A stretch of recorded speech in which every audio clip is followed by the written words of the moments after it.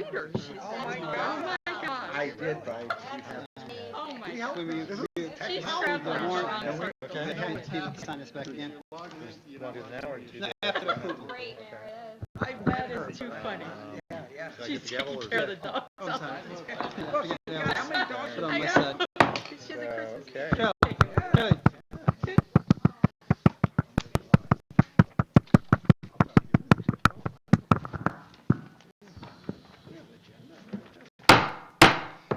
Good evening. I call this meeting to order. Let's start off with the Pledge of Allegiance. Flag in front. I pledge allegiance to the flag of the United States of America and to the republic for which it stands, one nation, under God, indivisible, with liberty and justice for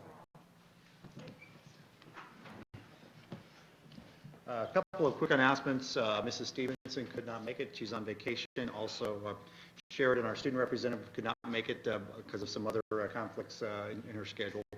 At this point, let's talk about adopting an agenda. Could I have a motion? Second. Mrs. Blaber first was Mr. Casey. All in favor? The study session meetings are designed for the purpose of having administrative updates to the Board of Education. There are no public comments at these meetings. Residents may attend the next scheduled business meeting on September 13th and or contact the board by email at boe@shenet.org. All questions come into the Office of Public Information Officer and are shared with the board and our superintendent as appropriate. Policy questions, concerns are typically addressed by the board president. Operational questions, concerns are typically addressed by the superintendent and or designee. So at this point, I'll turn over to Dr. Robinson for his communications. Thank you very much, Mr. Presley. I almost said Mr. Casey. Just seemed like a lot, but it'll go very fast. So a couple things at your table is the new district calendar. This will be distributed to households, and so the board gets fresh off the press, so to speak. So it's a wonderful thing. The opening day walkthrough of the board, we'll be doing that on the 7th. Right now, and I'll send out a schedule. We'll draft a schedule. Mrs. Ford will send out a schedule to the board. Right now, I plan to meet at the high school at 7:30, and we'll start at the high school, and then we'll send a schedule tentatively when we'll be at the respective other buildings. Probably very similar to last year, so you're aware of that. Superintendent's Conference Day on the 6th. In front of you, you have an agenda. Dr. Wood and others have been organizing Superintendent's Conference Day. I share this with you, not an intention for the board to be at all day, by the way, because in fact, the only portion of it that I'll be on is the morning, and then the rest of it is workshops. But just to give the board a flavor of some of the things that we're focused on for Superintendent's Conference Day throughout the year. So it's truly a professional development opportunity for staff and a lot of neat things happening. But so I just want to share that with you as a board, just so you can have some sense of some of the things that's been organized for that day. Some good news to share, and I'm going to use this time to share this, and I'm going to reiterate some of it as Superintendent's Conference Day. And some of you have heard before, but I think it's always important to talk about some of the achievements of the school district, achievements of students, and recognize that many things happen, so it's not meant to be all inclusive. But certainly the board is aware of some recent rankings. For one, of upstate school districts, which is about 64 schools districts is considered upstate school districts. When you average out the 3 through 8 testing scores and taking some of the factors out of it, Shen is ranked by the group Business First out of Buffalo as the district with the highest average overall for 3 through 8 testing, which is pretty significant. And sometimes people talk about 3 through 8 testing in a negative way, but one of the things that it does provide is comparison, an objective comparison, because everyone's taking the same test at the same time. So something to point out. The business review listing of schools, again, something to reiterate, the district being recognized as one of the top rated school district, number 5, and financially one of the top rated school district financially in terms of the 3rd lowest per pupil costs in the region.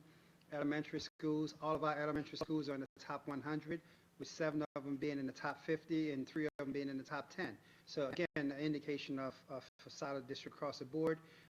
Athletics, we mentioned last time, athletics being twice in a row being the best athletic program across the state. I think those things are important to point out. Scholar athlete distinction, something we always hear about. People always say, oh, you guys are good at sports. Actually, the kids are actually just good kids. And so we have good kids who are across the board in participation in sports, and you're going to hear later on briefly some things highlight. One of the things that we're really proud of is school district, and there was an article today actually, and Mrs. Blaber, thank you again for reminding me of that, about the issue of bullying. There's an article in today's TU, and we're not perfect in what we do, but we're always going to strive to provide the best possible environment for our students. And so the district committed over last year to every school adopting the no place for hate. And it's something that we're constantly working on because we are truly a microcosm of the world. And all the issues that happen out there, they come here too. And so how do we try to address and prevent those issues as much as we can by giving kids opportunities? And another piece, the give back piece of it. Last year we started an initiative for kids giving back, and every building had some kids giving back. Again, how do we have kids own not only their education, but see that they have a part of owning the district that they grew up in over the course of the 13 years. And a lot of building accolades, and just want to highlight a couple of them because sometimes these kind of things that you don't read in the newspaper or see on television. For example, first and second graders at Carrigon solved over 1 million math facts. So when you think about that, and it's something that we made curriculum fun. These kids were geared up to engage in this competition of solving over 1 million math facts. And you won't see a headline about that, but it speaks to the culture of schools and the buildings. The elementary schools and the one plastic bag making jump ropes challenge. We had miles and miles of jump ropes made by plastic bags as a part of Sensational. Huge thing, again, kids owning the environment.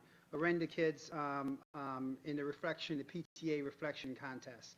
A significant number of kids, particularly Arenda, had 8 regional winners from one school. Significant things when you think about those kind of things. At the middle school B, the middle school teams who participate in the Olympics for visual arts. The Gowanus kids who participate in the Shenendehowa initiative that won the Green Award.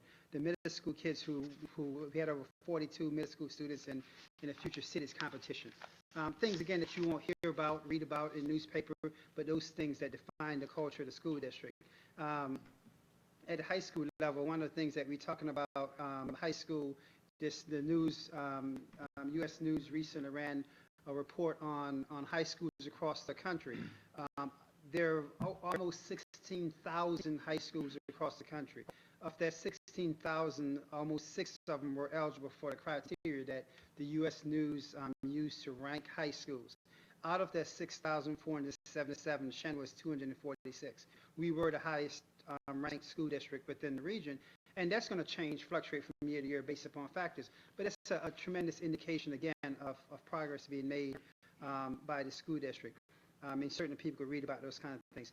Merit Scholars is one of those things that sometimes we don't realize that when a kid is recognized for a National Merit Scholarship, you're not only the best in your school, you're the best across the country and the world, because this is based upon criteria that other countries are using as well. And we had 3 students who were finalists this past year.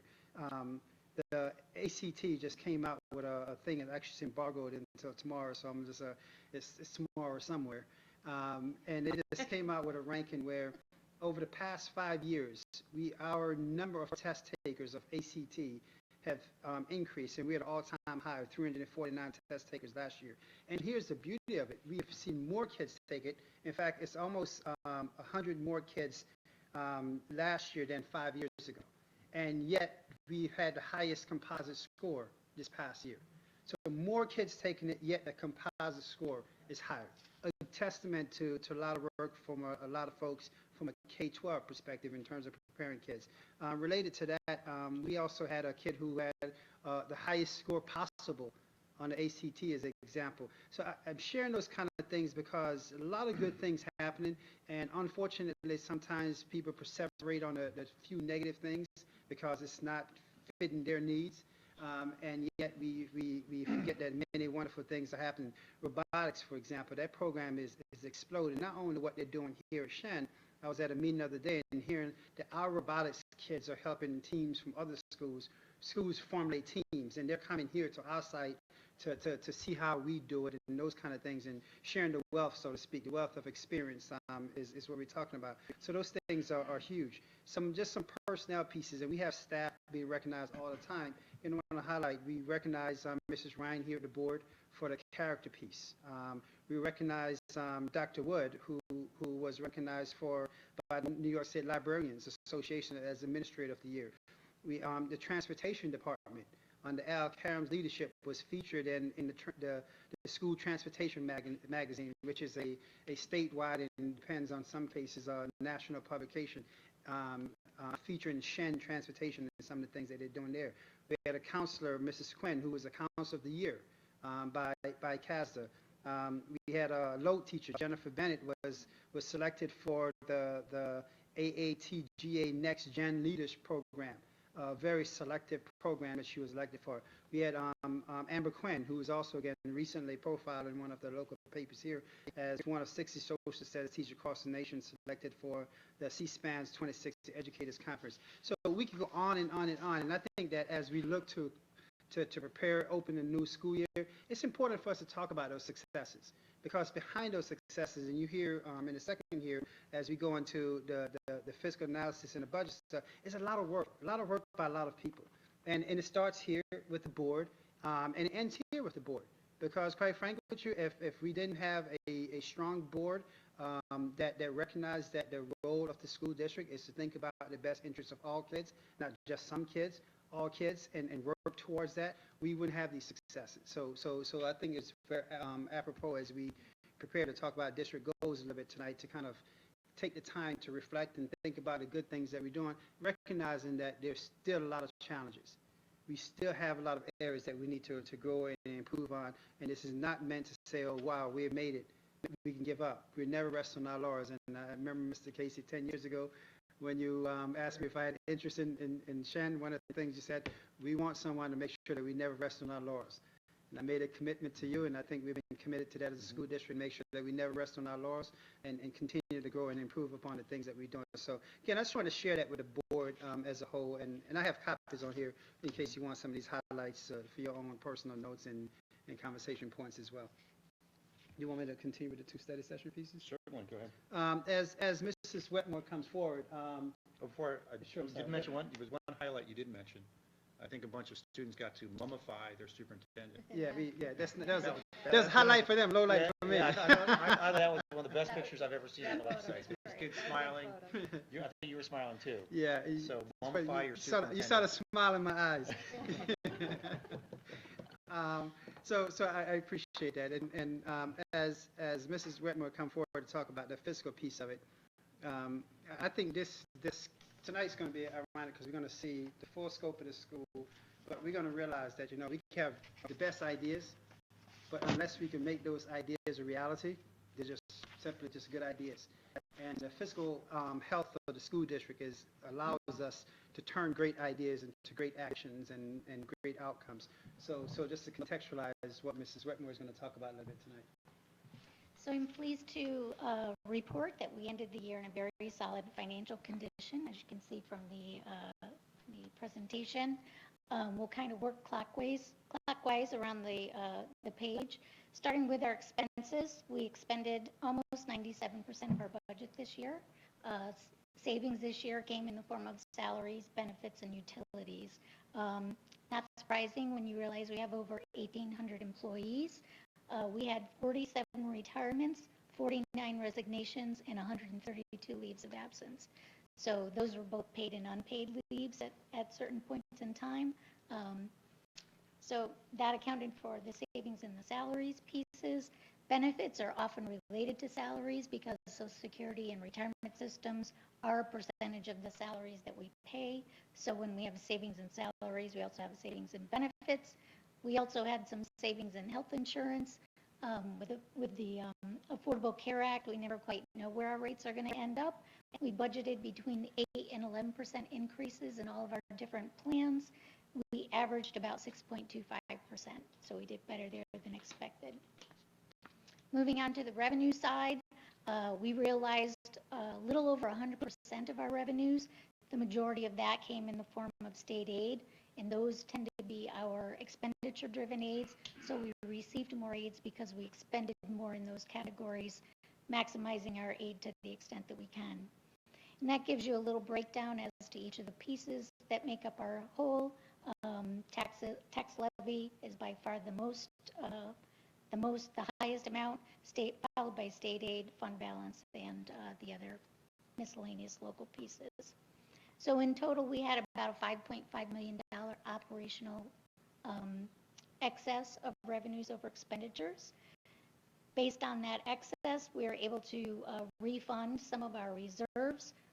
First off, we always have to make sure that we have the amount that we're going to reappropriate for the next year. And in this budget, we said we were going to reappropriate $1.5 million.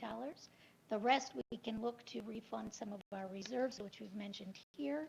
Workers' comp is reducing based on our liability. Retirement contribution is increasing. Employee benefits is increasing. And this year, because the voters approved the capital reserve piece in the budget vote, we are establishing our first funding of the capital reserve in about $1.5 million. And then that leads us to the end product, which is our fund balance capacity.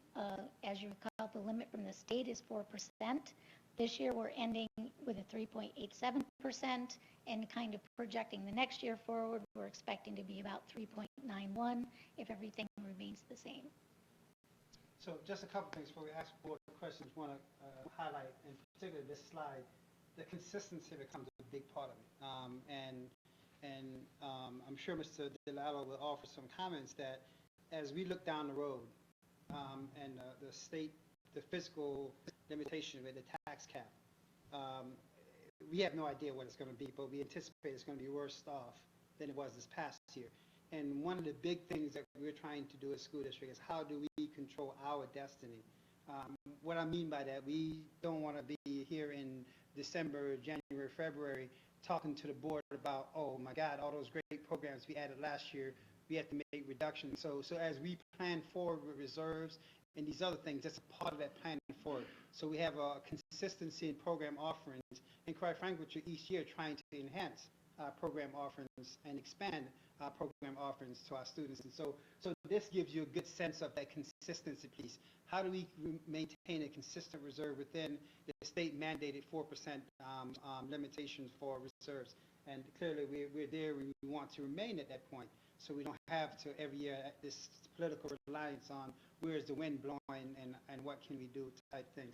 And then the last piece I just want to emphasize, and Kathy made a great point, that we try to, I call it squeeze in the budget, and take advantage of opportunities where we see opportunities to save.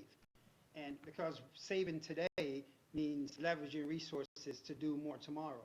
And it's important, I think, for the public to understand that when we're saving money, we're not saving money because we're keeping a profit. We're saving money because we're creating opportunities to avoid, quite frankly, additional taxation moving forward in terms of things that we can do. And so this slide really does that, and the capital reserve is a perfect example of one, that fast forward in 2 or 3 years, we go out with a referendum, and we have $3 or $4 million. That's $3 or $4 million we're not taxing taxpayers. And that's $3 or $4 million that if you saw last board meeting, we said that our tax rates are actually going down. And so that's for the town of Clifton Park, our largest chunk. So when you think about that, we're seeing lower tax rates. We're able to preserve our reserves, and you just heard some of the accolades from the school district. That's an indication that somebody's doing something right. And so I just want to make sure we emphasize those points as well for the board. So if you have any questions, Mrs. Whitman, we're more than happy to. I have and maybe Gary knows this more than anybody. So when I was first on the board, the limit on the fund balance was 2%, yep. And then they passed it to 4%. Have you heard any discussion about upping that? Probably a controversial issue, but with the concern caused by the state, by the tax cap, I could see from a pushback perspective going to 6% as a for instance, or to a larger number so that districts would have the ability to absorb in a year. Because many of the audits that have come out have criticized districts for they went over the number. And the controller catches them on it and they get ridiculed and why don't you do this? But from a business perspective, you'd like to have more, any business that's running with a 4% cash balance is probably running in trouble.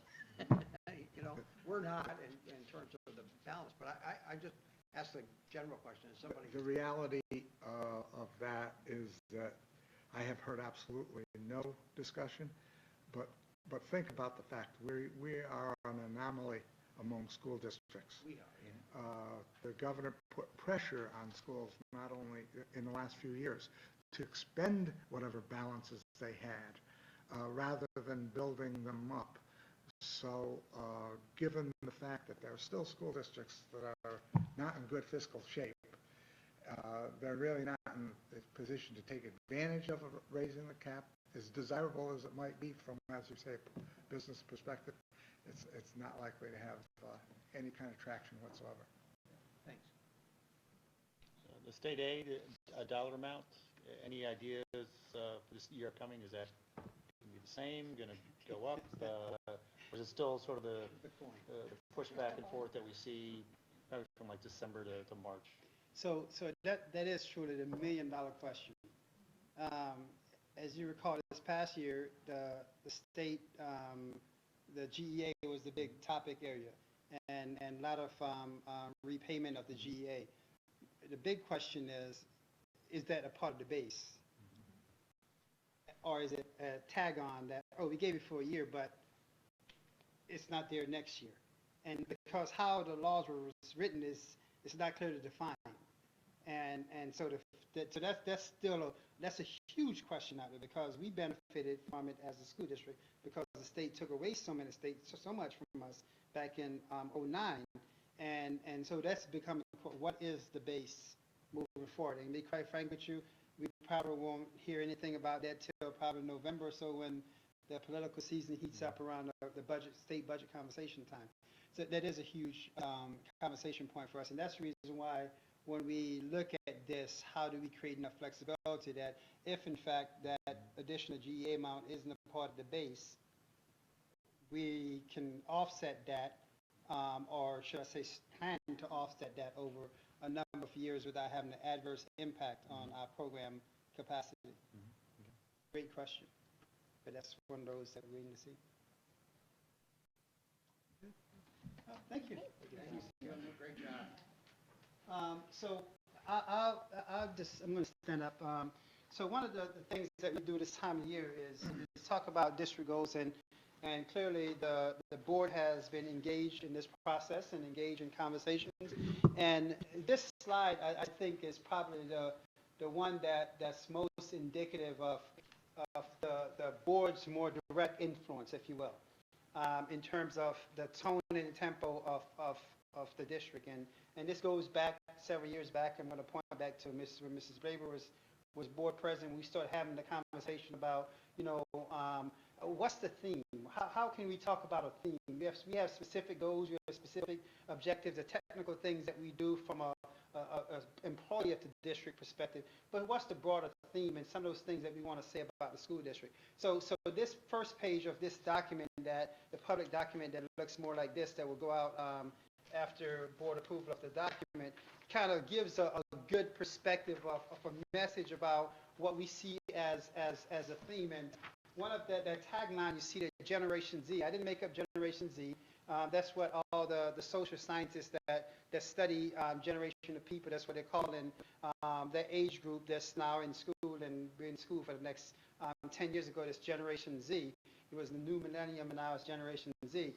But one of the things that we've been talking about here is how for years it was 2020 focus. And now the class of 2020 are current ninth graders. And as we gear up for the 16-17 school year, and the class, the entering 17 will be the class of 2030. And so all of a sudden, we no longer see things in single-year sequence. We see things in decade sequence because kids entering our system on a 13-year odyssey. And so all of a sudden, we have to ask ourselves, what are we doing for the next 13 years all the time? And so this whole notion of Generation Z speaks to the notion of how do we look at today's kindergartners as truly tomorrow's leaders? And so subsequently, then what are we doing as a system to do those things to prepare? When kids cross the stage, even the current ninth graders, incoming ninth graders, cross the stage in 2020, the world is going to be significantly different even right now in 2016, and certainly already different more so than back in 2010 when we started on this 2020 vision, so to speak. So I share that with you because it speaks to this whole educational spectrum in terms of we're always looking ahead. And we just mentioned a lot of accolades from the past, but only as a springboard to look ahead. And so when we think about the mission of the school, and the board just went through, and at the next board meeting, the board will talk about the mission statement a little bit. How do we turn that mission statement into something real all the time and actualize the mission? So how do we talking about that whole notion of student engagement? Student engagement is that passion for learning, that thing that says we will not turn kids off from learning. And it doesn't matter if it's the kid who comes to kindergarten reading Harry Potter versus the kid who comes to kindergarten barely knowing his or her letters. It doesn't matter. How do we have that sense of passion for learning in every child, regardless of where they are on the spectrum, so to speak, of on the continuum of learning? So that's what that really means. And so how do we internalize it? What are the things that we're doing as a system to always keep that on the forefront? And that's part of the big piece of it. Innovation is a big part of it. How do we have much more inquiry-based instruction? How do we use technology to engage kids? And so the board knows that we approved the one-to-one initiative, for example, of how do we really try to use technology as a benefit to teach kids the way they learn versus turning them off from learning or turn them down when they come into the school doors versus turning them up. The global focus piece of it, and even just recently, the board's conversation about a lot of focus on college. And yes, we want kids to have some type of post-high school training experiences, but the career focus of it too. How do we start talking to kids about options, even when they're going to college? What does it mean having a college major?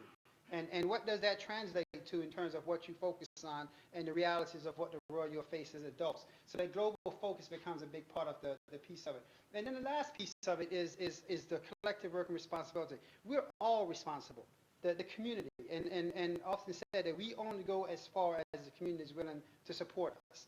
And so how do we keep that on the front line? And that's something that the board is very cognizant of in terms of what's the board doing to communicate more and to drag the public more into communications, and how do we use even technology, video streaming, those kind of things to engage the community much more in the things that we're doing. So this kind of gives you some sense of how we turn this mission into this educational journey and keeping it as a priority, and then leveraging the resources. You heard Mrs. Wetmore talk about the fiscal capacity tonight. How we leverage the resources to do those things becomes a big part of the equation.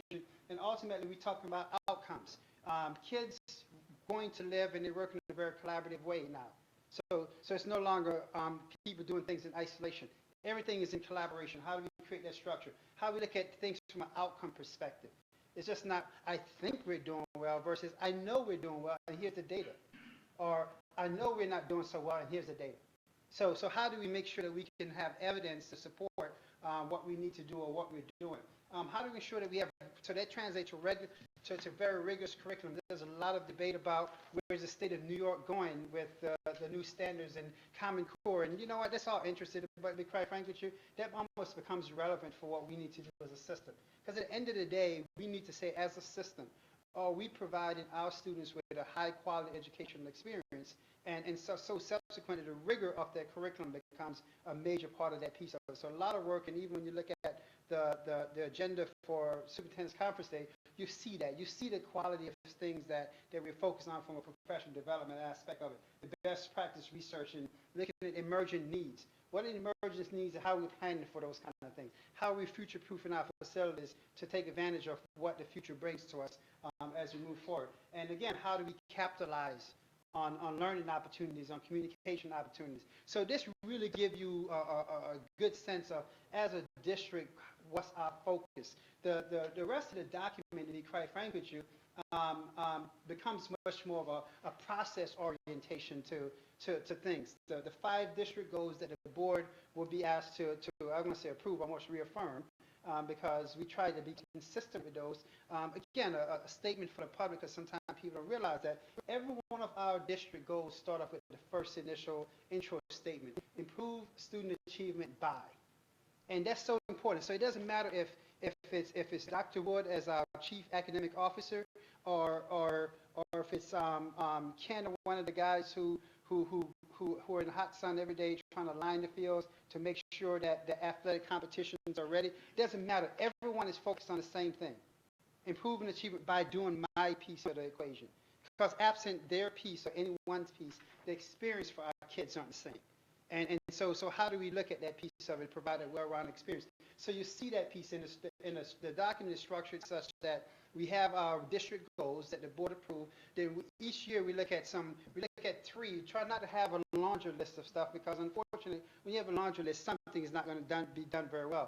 Some essential objectives, and the words are chosen very clearly. Essential objectives, things that we say, if we do nothing else, and we do these 3 things, address these 3 categories, broad areas in the different goals. And so if you got 5 times 3, it's also all of a sudden 15 essential objectives. And so that's the reason why the laundry list you have to be careful of, because you multiply it out, you have so many things going on that you don't do anything well. If we do those things well, it translates to leadership actions, which is not articulated here, but certainly the board was shared with an internal document, which is almost 57 pages of examples of program level things that people are doing. And below the program level are individual administrators and supervisors, and below or with that are individual teachers. And so it spans out, and so everyone here is doing this, and everything focuses back on how we're addressing our instructional goals, or how we're addressing our organizational culture goals, or our budget, or operations, you name it. So it's important for people to see the sequence, that the work isn't here. The work is here.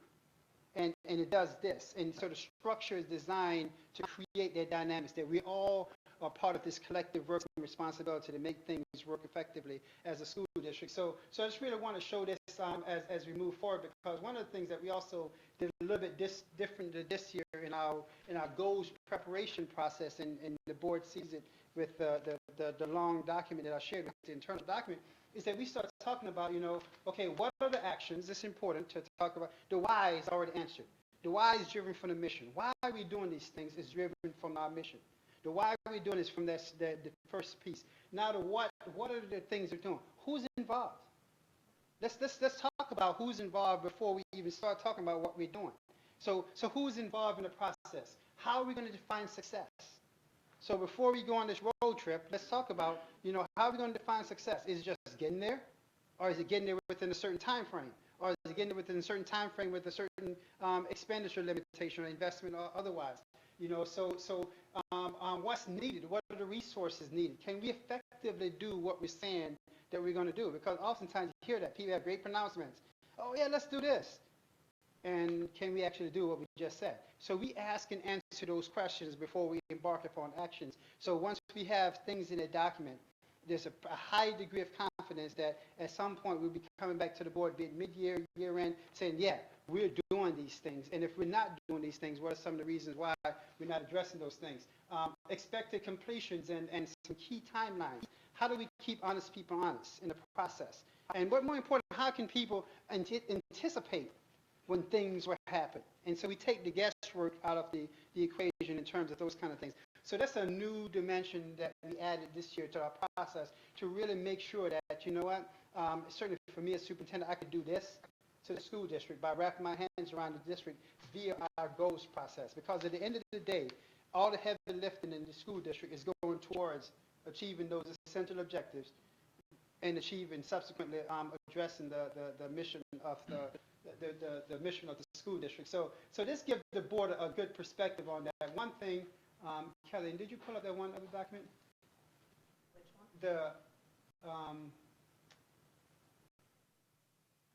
The This document, I'm sorry. So one piece I just want to show the board, you have the longer internal document. And so as I mentioned before, the essential objectives.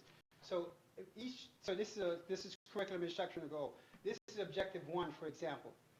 Essentially provide cognitive engagement and learning center. And so here are some things that are happening at the different levels. So the board, the public can see, okay, how are you addressing that without having to read the 60 pages? You have 6 pages that summarize in the 60 pages, so to speak, to say these are the things that we're doing at different levels. So again, I think it's great for the board to say what does that mean? You know, so we start talking about, for example, culturally competent instruction. What are the things that we're doing? So we're looking at everything from, and it's talking about how when we look at writing or reading, how do we look at it truly from a global perspective? Or even this recently, the board approved the homework and grading policy. Thinking about what are the implications of that? How does that impact different families, different cultures, different kids from different need capacity? And how does that translate into to outcomes? And so I share this document because, you know, again, if things are too cumbersome, people won't read them. So this summary document is a good way, certainly for you as a board. This document is also, we shared it with the administration today, but once after tonight, we'll shoot it out to Lishan, so everyone can see, have some sense of, okay, how and what are we doing to address the essential objectives and the goal areas. Mr. Preston. What is meant by the term cross-content writing? Social studies English, for example. And we have the collaboration going, particularly in high school. So in doing more of those kind of things, people used to say interdisciplinary type perspective. But even more so, we really encourage in all dimension, in particular what I call the not core area, what's the specials, the phys ed, art, and I'll give you a perfect example. I'm just going to have a conversation I had with Mr. Colden with physical education. And now that we have Wi-Fi capacity across the campus outside. And so now he was sharing an example of one of the phys ed teachers at elementary schools where they create the outside track behind, and all of a sudden, before the kids used to just, you go around the circle. But now the phys ed teachers start saying, okay, let's create some math opportunities.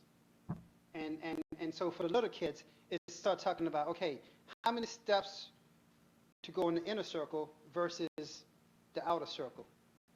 And all of a sudden, that whole notion of this changed everything for these kids. And so now you have a phys ed teacher reinforcing a math concept, which ironically, this phys ed teacher came up with this thought and mentioned it to that particular grade level, and they're like, oh my God. So when the kids come back in class, guess what they're going to do? They're going to show from a mathematical why. And so this we're talking about writing, but those are kind of things that spur on that excitement. So all of a sudden, every aspect of that child's life has a significance, but it's not the grunge of, oh my God, I'm doing school, I don't have fun. But you're having fun with this because kids are more excited now. Oh, let me count my steps versus, oh my God, I got to run in the hot sun. And so those kind of things. So I give you those kind of examples that we're trying to foster that culture, that people are looking for opportunities to say, how do we create different experiences? Because some kids, obviously we know kids learn differently. Some kids, math all of a sudden makes sense to me now because I see the difference between this and this. I never even thought about these concentric circles before, but now I know a new word for one, and I know all these kind of things. And that's the excitement that we want, to create that passion for learning in kids, as an example of that. Right. Next thing, we have to give every kid a Fitbit. That'd be a wonderful thing. That's the next to come, next year's budget. So I won't walk through all these, but just give the board a sense of how we're looking to address these things from a program level, and recognize that every administrator has a template, and their job is to say, how am I addressing these essential objectives that we have discussed at our program level, that we did a lot of conversation this summer. And the conversation is very real. Don't put things on paper that we're not going to do. Because it's not about looking pretty. It's about, are these the things that we need to do to move the needle of progress? And so that's what you have here in the document that's being presented to you as a board. I'll stop there in case you have more specific questions that you have to offer. And certainly, if you have particularly on the central objective stuff. If you have some thoughts, share them, because you may come to realize, and like, oh yeah, that is a better sequence. And actually, I was just looking at Mrs. Blaber piece, and she started Aaron, I'm thinking, I'm reading her thing over her shoulder, thinking that might be a better fit there versus there. And the question is, it's not about who owns the idea, it's we all own the outcome. And so how do we have the best outcome for our students? When you were going over the idea that we're all contributing, regardless of the job, to something else, it reminded me of one of my favorite stories about 3 stone cutters. Somebody comes into town, sees a person with a hammer and chisel, walks up to him, what are you doing? I'm chipping stone. Goes to the next guy, what are you doing? I'm making blocks. Next guy is, what are you doing? I'm building a great cathedral. We all got to be building great cathedrals. It isn't that each one of those things isn't important, but that's the image we want the people to have. Yeah, great point. And I'm going to use that story, contribute to you. That's a good, Mrs. Blaber. Italian story there. And so, going along with the image, the reason I have this little arrow here is kind of based on what we heard from last time, and we were talking about data. And one of the things that is important to me, and I know you share, that our students are not, okay. So I wish in the next printing on curriculum and instruction that the what we do of objective 1 stays first, that Oh, the secret whom- organization for of it. whom Got do you. we do it Got you. comes next. Yep. And how in Yep. using the data Yep. is last. Yep. Because No, I no, just that's feel a good like the point. optics of that is Yep. who Yep. comes first. No, and I appreciate that, and yes, I'm a big sequence person, so I appreciate that. Yep. That's Yep. all the niggling I have to say. Yep. No, The that's rest, good. I think, is wonderful. Mr. Presley. What's the rationale for alternative scheduling options? So one of the things that we're always trying to figure out, one of the greatest resource we have is time, and the scarcest resource we have is time. You don't, we always have too much of it, never have enough of it. And so one of the things that we're always looking at is thinking about the overall experience of kids. How do we maximize the time? How do we be most effective? And places have studied it. We studied it here. We studied the school district for the longest time, from two-house high schools to schools within schools, so you name it. So we've gone through the sequence of studying things, and so both high school and middle school are saying, let's kind of look at what we're doing. First of all, is 9 period at high school the best, most effective use of time? Is there some other alternative? And so we're not going into it with, we want to do this, versus really, let's just do an honest appraisal of what's out there and what's feasible and what's better. And if something is better and more effective of what we're doing, we'll look to try to see if it's something that we can effectively do. So some of that is kind of getting that conversation off the ground. And I give you a perfect example of it. I know from some of the high school, the middle school piece of it, started talking this year, as we move kids more towards technology based, do we need to have as many sequence changes as we have done before? Because you got to remember, we used to move the parts because the resource is over there. But do we need to move the parts, in other words, moving kids around as much? That's something that we have to think about. Will that change happen next year? I don't know. But something that we need to start thinking about, how does the experience change? Because even now, and I'm giving university example, I was teaching a course this summer, and I was shocked that most of the course was online than actually in class. It kind of threw me off because I was geared up to show up every day. And they realized that no, you only do 3 face-to-face, the rest of it is online. And I'm sitting there thinking like, wow, this is so different. But for those students, that's the only thing they knew. And I'm sitting there thinking, wow, and I thought I was fairly contemporary, but I realized very quickly I'm dated because I'm looking back at my college experience where you had to show up every class and be there. And so that experience has changed. And so some people want to cast judgment. Which one is better? It doesn't matter. It's just different and accommodating the needs and the styles of the people. So when we're looking at those kind of things, Bob, that's where we want to look at that broader sequence of it.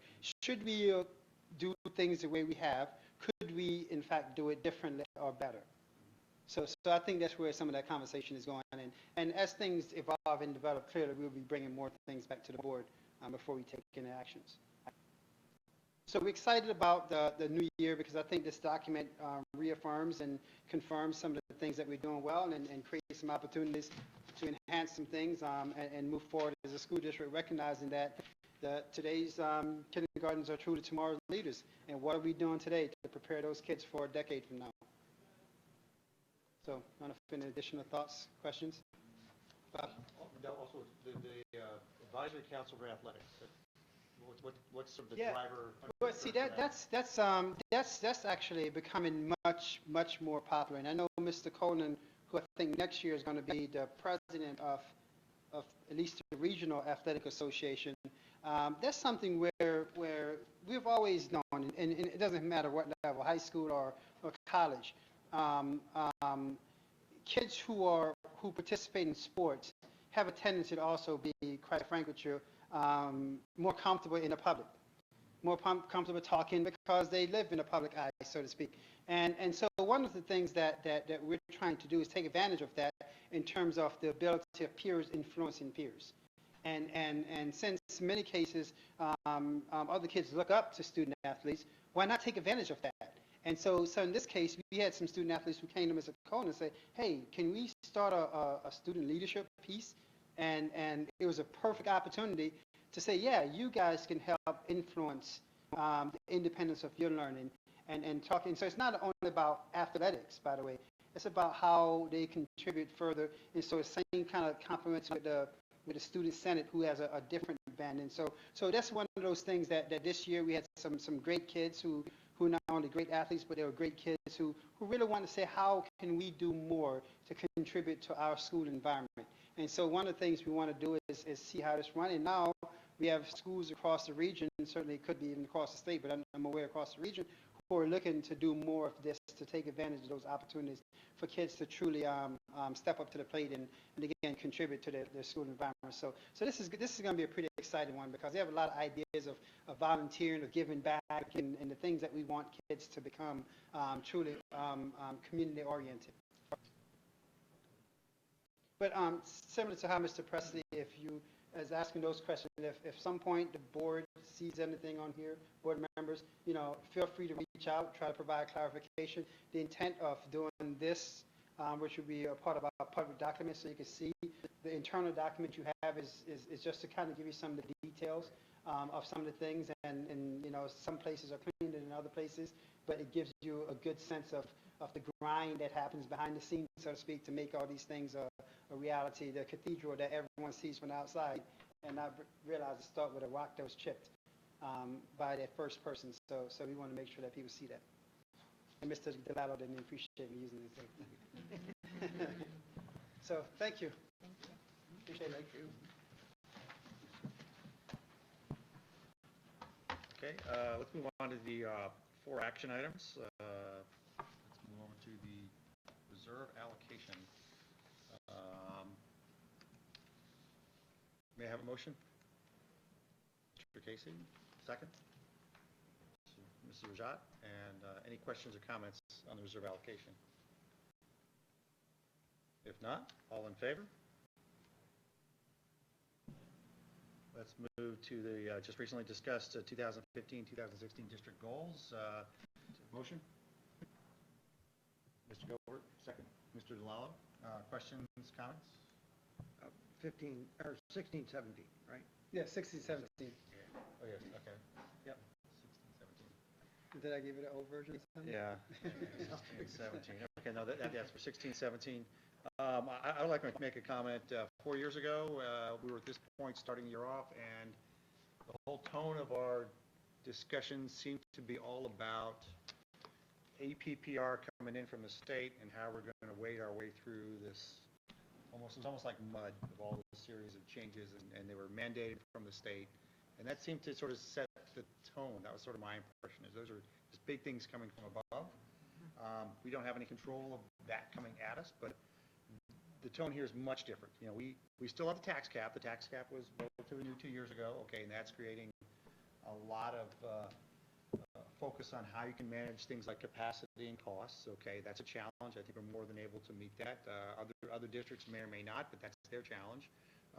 And really it's all about how can we do with what we have to make this more of an aspirational focus for our district and for our students. So my hat's off to Oliver and his team and his direct reports. A lot of these things come about because I think Oliver, unlike almost any manager or executive at his position, spends a lot of time with his direct reports, particularly the building principals. And I think these things come out in those conversations. And over, I think, the course of several years, these are the types of things that sort of bubble up throughout the organization. So hats off for bringing that forward. Any other comments or questions? Okay, all in favor? All right. Staffing recommendations, go ahead, please, Mrs. Bush.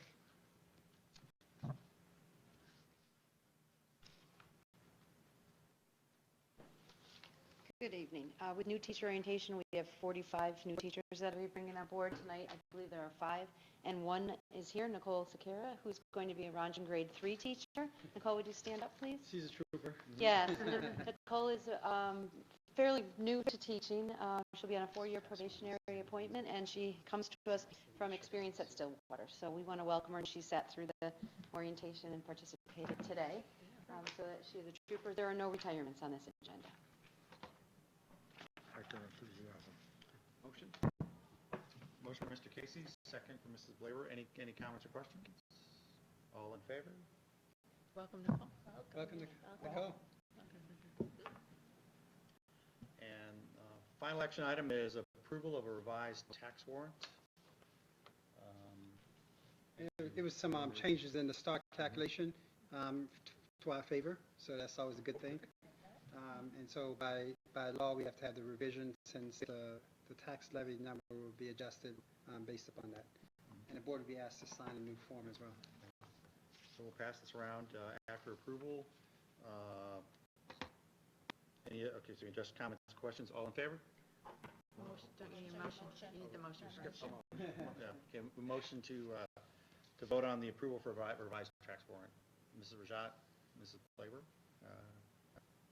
questions, comments? Just many thanks to Kathy for scrutinizing that before the documents went out to the taxpayers. That's awesome. Thank you. All in favor? So, I was wondering if I could, before we adjourn, if I could share something with the board. go ahead, Mr. Doral. Yeah. This week, the Resolutions Committee of the New York State School Boards Association met. Our resolution calling for reconsideration of the standards that would be in effect in 2022, but actually kick in and have an effect on our instruction in 2018, was up for consideration. And it came as a big surprise that what we have always been led to believe were already in place regulations were not in regulation form. Despite all the communications that we had with the commissioner and the regents and so forth, no one had said that this was the case prior to this resolutions committee. I'll let you speculate as to what actually transpired. But what happened is that the resolutions committee approached the district and worked with us to revise the resolution to reflect the fact that we wanted them to reconsider any implementation of a regulation. And to be consistent with that, also the rationale, had to be changed instead of a fact already in existence of what would happen if it happened. And so that's going forward. And at this point, the feedback we get is that despite the fact they still haven't put it into effect, and I don't know whether they're leaning in that direction. I don't think they are. They haven't put it on their agenda. They mean the Board of Regents. The Yes, Board of Regents. I'm sorry. Yeah, the Board of Regents has not put it on their agenda. And I was also informed by John Yagelski, who's now acting district superintendent and meets with the commissioner and so forth and so on, that they are now looking at the college and career readiness standards that we have been held to, or at least theoretically. And I think there's some recognition there that perhaps they overshot their mark a little bit.